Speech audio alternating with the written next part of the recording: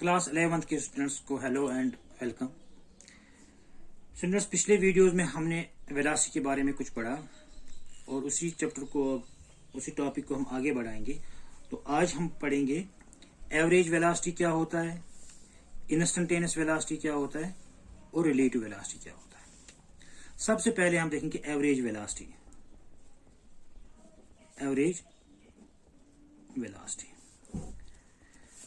तो पिछले वीडियो में हमने क्या देखा कि अगर कोई बॉडी यूनिफॉर्म मोशन में मूव कर रहा है तो उसकी वेलोसिटी जो होगी हर पॉइंट पर सेम रहेगी, तभी तो वो यूनिफॉर्म वेलोसिटी से यूनिफॉर्म मोशन में चलता है, तो उसकी वेलोसिटी भी यूनिफॉर्म रहेगी। लेकिन अगर कोई ऑब्जेक्ट नॉन यूनिफॉर्म मोशन से चलता है, मतलब उसकी वेलोसिटी हर पॉइंट पर डिफरेंट रहेगी, उस वक्त हम उसकी एवरेज वेलोसिटी कैसे मेजर करेंगे। इससे पहले आपने पढ़ा होगा एवरेज स्पीड के बारे में। एवरेज स्पीड में आपने देखा average speed is equal to total path length. उसमें हमने ये नहीं देखना है कि ऑब्जेक्ट किस डायरेक्शन में चला, किधर चला, किस पॉइंट से कहां पर वो रुका। हमने देखना है कि एवरेज वेलोसिटी स्पीड में देखना टोटल पाथ लेंथ या total distance, path length divide by total time taken. इसी तरह से एवरेज वेलोसिटी में जो होगा इस होगा बराबर total displacement, not path length, total displacement divide by total time taken. Example के तौर पर हम देखेंगे, सपोज एवरेज स्पीड के बारे में जब बात करेंगे, एक ऑब्जेक्ट मूव कर रहा है एक स्ट्रेट लाइन पर, पॉइंट ए से उसने शुरू किया और चलते चलते चलते चलते ये पॉइंट बी पर पहुंच गया। चलो हम इसको डिवाइड करेंगे 1 मीटर, फिर 2 मीटर, फिर 3 मीटर, यहां से यहां तक 4 मीटर। ए से बी तक जो है ये 4 मीटर। फिर ये वापस आ गया, पहुंचते पहुंचते यहां पर पॉइंट सी पर पहुंचा। जरा आप देखिए एवरेज स्पीड क्या होगी इसकी। एवरेज स्पीड होगी total distance, total path length, that is 1 2 3 4 यहां तक हो गई। फिर वापस 5 and 6 divide by metre divide by total time, let us say it is 1 2 3 4 5 10 seconds. ठीक, सो ये हो गया 6 डिवाइड अपॉन 10, इसकी एवरेज स्पीड होगी। लेकिन अगर हम इसी ऑब्जेक्ट का देखेंगे average velocity is total displacement divide by total time. अब यहां पर डिस्टेंस नहीं देखना है, पाथ लेंथ नहीं देखना है, टोटल डिस्प्लेसमेंट देखना है। डिस्प्लेसमेंट कितना होगा, final position minus initial position. Final position उसकी क्या है, ये 2 मीटर, माइनस इनिशियल पोजीशन 0 से अगर इसने शुरू किया 2 मीटर बाय 0, तो इसका डिस्प्लेसमेंट हो गया 2 मीटर। टोटल 2 मीटर ही इसने डिस्प्लेस किया। अगर इस एंगल से भी देखें, देखिए यहां से यहां तक 1 2 3 4 मीटर इसने पॉजिटिव डायरेक्शन में कवर किए, फिर अपोजिट डायरेक्शन में 2 metre, so minus 2 metre, plus 4 metre minus 2 metre, 1 2, तो टोटल डिस्प्लेसमेंट कितना हुआ, 2 मीटर। तो एवरेज वेलोसिटी कितनी होगी, average velocity is equal to total displacement, it is 2 metre divide by time. उसने मान लिया, इसने भी सेम ले लिया 10 seconds, is equal to 2 upon 10 metre per second. तो एवरेज डिस्प्लेसमेंट जो है, एवरेज वेलोसिटी है, वो एवरेज स्पीड से डिफरेंट होगी। एवरेज स्पीड होगा total path length divide by total time taken, लेकिन एवरेज वेलोसिटी जो है it is total displacement divide by total time taken. इसको हम पोजीशन टाइम ग्राफ से भी देख सकते हैं। देखिए, अगर हम एक ऑब्जेक्ट का पोजीशन टाइम ग्राफ डालेंगे which is moving with a non uniform motion, उसकी वेलोसिटी जो है वो नॉन यूनिफॉर्म है। देखिए, इसका यहां पर पोजीशन इन मीटर्स लिखेंगे। सपोज ये है 1 मीटर, फिर 2 मीटर्स पोजीशन, 3 मीटर की पोजीशन, 4 मीटर की पोजीशन, 5 एंड 6 मीटर पोजीशन। यहाँ पर टाइम है, ये हो गया T0, it is T1, it is T2, it is T3, then 4, then T5, T6 and T7। तो इसका ग्राफ जो पड़ता है ऐसे मान लीजिए पड़ता है। It is not a straight line. आपको याद होगा कि अगर एक ऑब्जेक्ट यूनिफॉर्म स्पीड से चल रहा है, यूनिफॉर्म वेलोसिटी से चल रहा है, तो उसका जो ग्राफ होगा वो एक स्ट्रेट इंक्लाइन स्ट्रेट लाइन होगा। और उसमें भी आपको मैंने पिछले वीडियो में बताया कि अगर स्ट्रेट लाइन का ग्राफ है, ये देख लीजिए, ये स्ट्रेट लाइन है, यूनिफॉर्म वेलोसिटी का पोजीशन टाइम ग्राफ जो होगा वो स्ट्रेट लाइन जो होगा, स्ट्रेट लाइन होगा। और इस ग्राफ का जो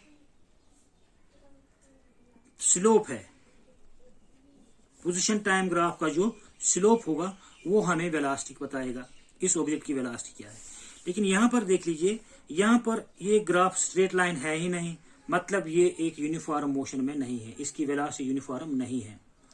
और स्लोप के हिसाब से देखेंगे, स्लोप भी हर पॉइंट पर डिफरेंट होगा।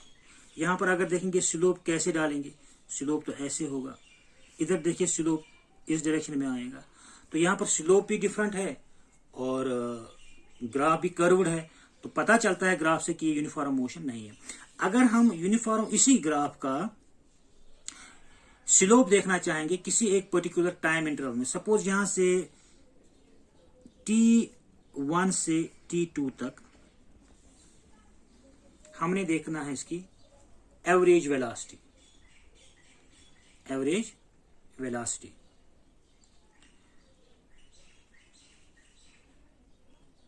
चलिए हम यहां पर देख लेते हैं T3 से T4 तक एवरेज वेलोसिटी कितनी होगी। T3 यहां पर पॉइंट ए पे ज्वाइन हो रहा है और T4 यहां पर देखिए वेलोसिटी का जो कर्व है और वो कर्व्ड है, सॉरी ये ग्राफ जो है वो कर्व्ड है, स्ट्रेट नहीं है, तो ये डिफरेंट वेलोसिटी है। तो यहां से यहां तक हम एवरेज वेलोसिटी देखेंगे। एवरेज वेलोसिटी किसके बराबर होता है, total displacement during divide by the total time. अब देखिए टोटल टाइम कितना है यहां से यहां तक, इस दौरान कितना टोटल डिस्प्लेसमेंट कवर किया। देख लीजिए व्हेन टाइम वाज T3, तो डिस्प्लेसमेंट कितना था यहां से यहां तक, ये डिस्प्लेसमेंट था, ये कितना है यहां, मान लीजिए इट इज 2.5, ये डिस्प्लेसमेंट है यहां से यहां तक 2.5। एट T3 डिस्प्लेसमेंट वन था 2.5। इसी तरह से eight T4 latest displacement is 4। T4 पर कितना डिस्प्लेसमेंट था, क्या पोजीशन थी, सपोज ये 4 मीटर। T3 पर पोजीशन थी 2.5 मीटर्स, T4 पर पोजीशन थी 4 मीटर्स। तो T3 से T4 तक वो कितना चला, यहां से यहां तक, ये डिस्प्लेसमेंट है during this T3 to T4। फिर एक बार देख लीजिए आप, T3 पर उसकी पोजीशन क्या पर थी, ये वाली पोजीशन 1.5 और T4 पर उसकी पोजीशन क्या हो गई 4 मीटर्स। तो T4 से यहां तक ये पहुंचा, तो उसने कितना डिस्प्लेसमेंट कवर किया, यहां से यहां तक, it is equal to 4 minus to 1.5, यहां से यहां तक 1.5, फिर यहां से यहां तक 4, तो ये हो गया 4 माइनस 1.5। तो displacement covered, displacement in from T3 to T4 is equal to 4 minus 1.5 is equal to 2.5। तो डिस्प्लेसमेंट कितना कवर किया उसने, 2.5। तो टाइम कितना लिया, T4 माइनस T3। तो average velocity is equal to displacement 2.4 divide by, suppose अगर यहां से यहां तक हर एक गैप के दरमियान हम एक सेकंड रखेंगे, 1 second, 2 second, 3 second, 3 seconds, 4 seconds, तो 4 minus 3 seconds, it is 1 second। तो average velocity is equal to 2.4 divide by 1, it is equal 2.4 metre per second. तो अगर यहां से यहां तक एक लाइन डालेंगे, ये देगा हमें ये वाली लाइन। अगर इस ट्रायंगल में देखेंगे, ये वाला ट्रायंगल, ये स्लोप है यहां से यहां तक, T3 से T4 तक का स्लोप जो ग्राफ का है वो ये है। तो यही स्लोप हमें बताता है वेलोसिटी। तो ये स्लोप हमें बताएगा यहां से वेलोसिटी, यहां से यहां तक जो वेलोसिटी है, एवरेज वेलोसिटी। अब देखिए ये एक्चुअल वेलोसिटी ये तो डिफरेंट है हर पॉइंट पर, लेकिन ये हमें बता रहा है एवरेज वेलोसिटी। अब देखिए यहां से अगर हम दूसरा देखेंगे T4 से T5 तक,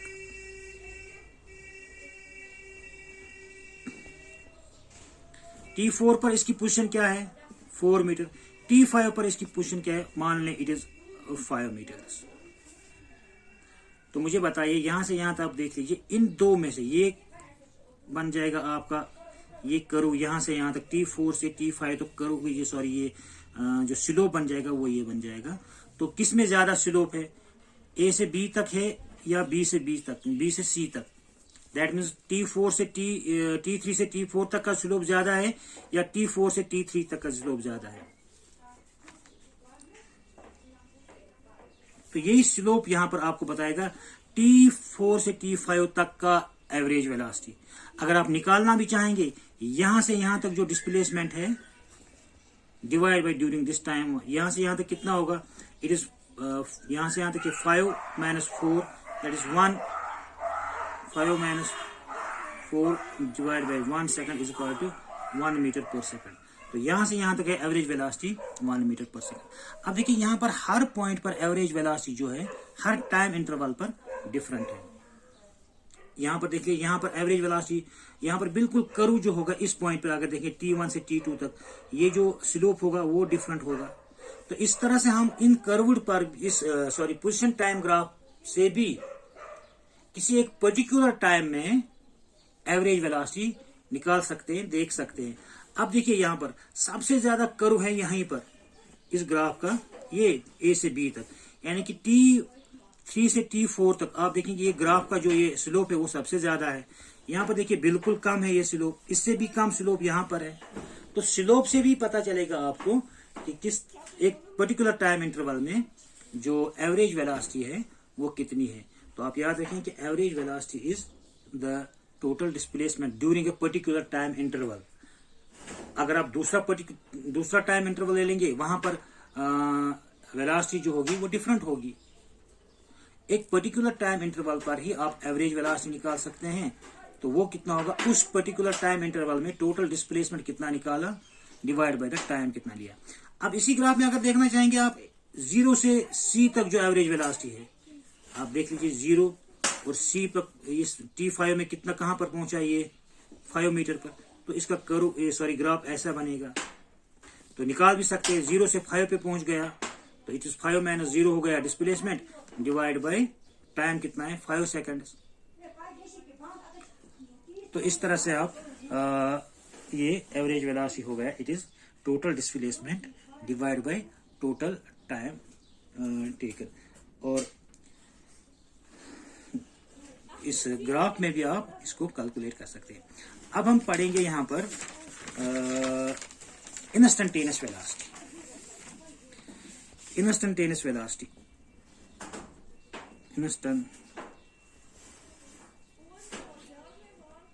इंस्टेंटेनियस वेलोसिटी क्या होता है। देखिए इसी ग्राफ को अगर हम देखेंगे, हमारे पास एक ग्राफ है नॉन यूनिफॉर्म मोशन का, ये इस तरह का ग्राफ मान लो, हर पॉइंट पर वेलोसिटी चेंज हो रही है। उसमें हमने देखा कि एक पर्टिकुलर टाइम इंटरवल पर कुछ टाइम में कितना वेलोसिटी होगा, एवरेज वेलोसिटी कितना है। इंस्टेंटेनियस वेलोसिटी मतलब होता है कि एक पर्टिकुलर पॉइंट पर एक स्पेसिफिक टाइम पर क्या वेलोसिटी है उसको हम कहेंगे इंस्टेंटेनियस वेलोसिटी। मान लीजिए ये टाइम T1 है, ये 0 है, फिर 10 बज गए, फिर 10:15, फिर 10:20, फिर 10:25, फिर 10:30। यहाँ पर हर टाइम आप देखिए, यहाँ पर आप देखना चाहते हो कि पर्टिकुलरली 10:20 पर क्या वेलोसिटी होगी या पर्टिकुलरली 10:15 पर क्या वेलोसिटी होगी। एक स्पेसिफिक पॉइंट पर, एक स्पेसिफिक इंस्टेंट पर क्या वेलोसिटी होती है उसको हम कहेंगे इंस्टेंटेनियस वेलोसिटी। तो यहां पर देख लीजिए हर पॉइंट पर डिफरेंट वेलोसिटी है। जैसे मैंने आपको कहा कि अगर आपके पास एक ग्राफ है, ये है पोजीशन टाइम ग्राफ, ये भी पोजीशन टाइम ग्राफ है, पोजीशन टाइम ग्राफ। तो ये देखिए ये स्ट्रेट लाइन है, इसका हर पॉइंट पर सेम स्लोप है, यहां पर भी उतना ही स्लोप है, यहां पर भी उतना ही स्लोप है, यहां पर भी इतना ही, कोई भी पॉइंट आप ले ले उस पर सेम स्लोप रहेगा, मतलब सेम वेलोसिटी हर पॉइंट पर है। लेकिन यहां पर देखिए हर पॉइंट पर डिफरेंट स्लोप होगा। यहां पर स्लोप कितना हो, किस डायरेक्शन, स्लोप हम कैसे देखते हैं कि अगर आप इस पॉइंट पे देखना चाहोगे कि स्लोप कितना है, तो यहां पर आप एक टेंजेंट डालें इस पॉइंट पर, तो स्लोप इस डायरेक्शन में होगा। इस पॉइंट पे देखिए स्लोप क्या होगा, स्लोप इस डायरेक्शन में होगा। इस पॉइंट पे देखिए स्लोप क्या होगा, स्लोप इस डायरेक्शन में होगा। तो हर डिफरेंट पॉइंट पर, हर पॉइंट पर डिफरेंट स्लोप है। तो अगर आप देखना चाहोगे कि पर्टिकुलर पॉइंट पर, किसी पर्टिकुलर पॉइंट पर क्या वेलोसिटी है और उसको आप कैलकुलेट करने में कामयाब होंगे, तो that is called the instantaneous velocity. So instantaneous velocity is the velocity of a body moving with non uniform, uniform motion वाले में भी कह सकते हैं, लेकिन यूनिफॉर्म मोशन में हर पॉइंट पर सेम वेलोसिटी होगा, उसकी इंस्टेंटेनियस वेलोसिटी वही होगी जो उसकी एवरेज वेलोसिटी होगी। तो ये नॉन यूनिफॉर्म मोशन के लिए है कि instantaneous velocity at is the velocity of a body at a particular instant. It is the velocity of a body at any particular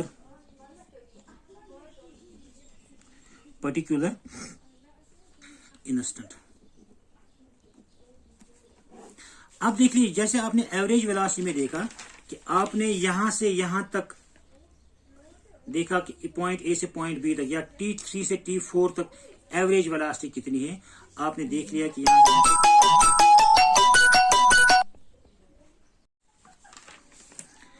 आपने एक पर्टिकुलर टाइम गैप में देखा कि वेलोसिटी, एवरेज वेलोसिटी क्या है। लेकिन यहां आप एक पर्टिकुलर टाइम पॉइंट पर देखना चाहोगे कि वेलोसिटी क्या है। देखिए अगर आप देखिए ये T1 T2 T3 पे देखिए, इसका डिस्प्लेसमेंट ये है, और T4 पर यहां पर डिस्प्लेसमेंट ये है।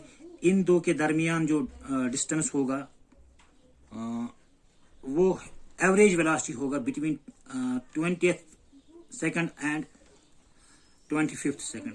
लेकिन इनके बीच में आप इस किसी एक पर्टिकुलर पॉइंट पे देखना चाहोगे, आप खाली देखना चाहोगे कि 20th सेकंड पे कितना वेलोसिटी था। यहां से यहां तक देखिए स्लोप ये बनता है। अगर आप ये देखिए 25 के नहीं, 25 के बीच में कोई और पॉइंट ले लीजिए, ये और इस और इसके दरमियान जो स्लोप बनता है वो ये बनता है। फिर आप इनके बीच में आप ले लीजिए कोई एक, ये मान लीजिए 20 से 25 के बीच में आ गया, suppose it was 15th second. फिर 5th सेकंड पे आप देख लीजिए यहां पर इसका स्लोप है ये डिफरेंट। तो हर टाइम गैप में जितना आप गैप चेंज करोगे स्लोप डिफरेंट आता जाएगा, मतलब उन दो के दरमियान जो एवरेज वेलोसिटी है वो डिफरेंट होगी। अब मान लीजिए आपने ये पॉइंट ले लिया, उसके इसका स्लोप है ये, और इसके बिल्कुल साथ में एक और पॉइंट ले लिया जब टाइम गैप बहुत ही कम था, तो उसका भी स्लोप ऑलमोस्ट उतना ही है, ऑलमोस्ट उतना ही। तो अगर हम ये टाइम गैप जो है ये निग्लेजिबल करेंगे, निग्लेजिबल, ये ऑलमोस्ट जीरो करेंगे, तो उनके दरमियान जो डिस्प्लेसमेंट होगा divide by that time, that will be the velocity at that point.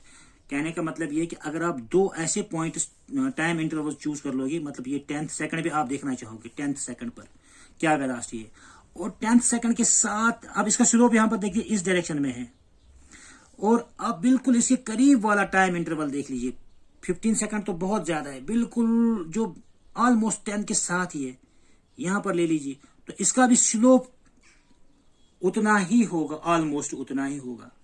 तो उस टाइम गैप के दरमियान जो आपकी एवरेज वेलोसिटी होगी वही होगी ऑलमोस्ट इस पॉइंट पर वेलोसिटी। तो हम लेंगे average velocity, sorry instantaneous velocity is equal to displacement, that is delta X, change in displacement, divide by delta T, change in time. ये डेल्टा टी बहुत ही कम है, डेल्टा टी, लेकिन यहां पर लिखेंगे डेल्टा टी जो है it is almost zero, tending to zero. तो ठीक से अगर हम लिखेंगे instantaneous velocity, is equal to, पहले लिखेंगे डेल्टा टी टेंडिंग टू 0, ये डेल्टा जो टाइम गैप है बहुत ही कम है, सो दैट इन दो पॉइंट्स के दरमियान जो स्लोप होगा वो ऑलमोस्ट सेम रहेगा, delta x by delta T. तो ये होगी हमारी इंस्टेंटेनियस वेलोसिटी। लेकिन आपको याद होगा पहले चैप्टर में हमें ये होता है बराबर d x by d t, d x by d t is equal to velocity. तो rate of change of position, इसको पढ़ेंगे क्या, rate of change of position या rate of change of displacement. यहां से डेल्टा एक्स क्या है, change in displacement, तो ये तो डिस्प्लेसमेंट ही हो गया। तो rate of change of displacement with respect to time is the velocity, but it is instantaneous velocity. तो अगर आप लिखना चाहोगे, it is the instantaneous velocity is the rate of change of displacement with respect to time is instantaneous velocity,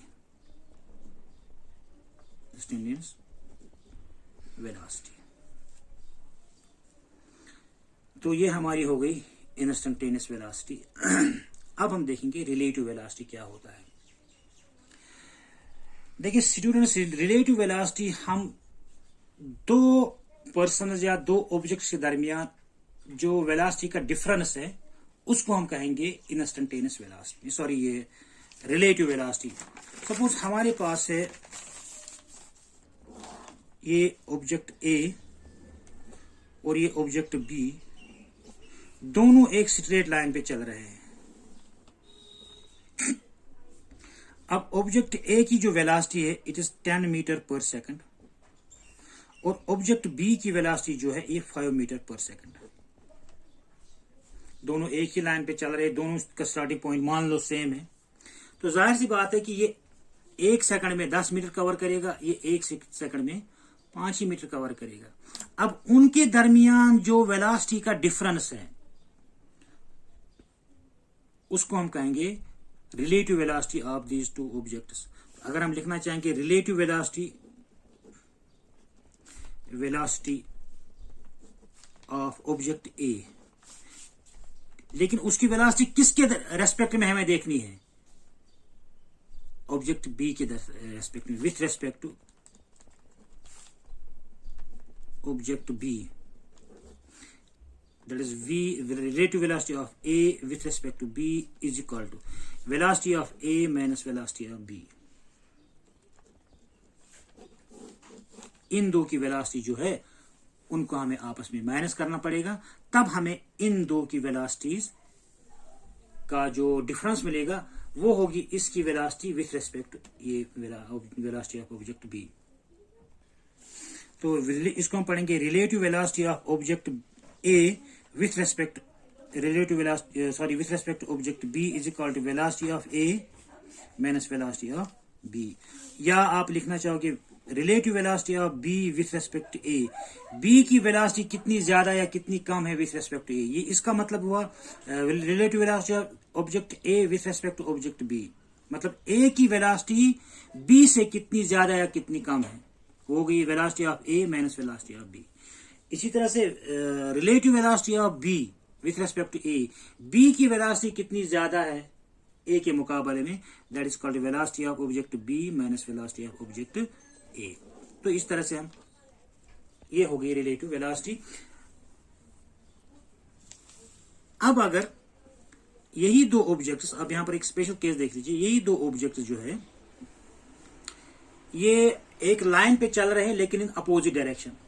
suppose object A यहां से शुरू कर रहा है,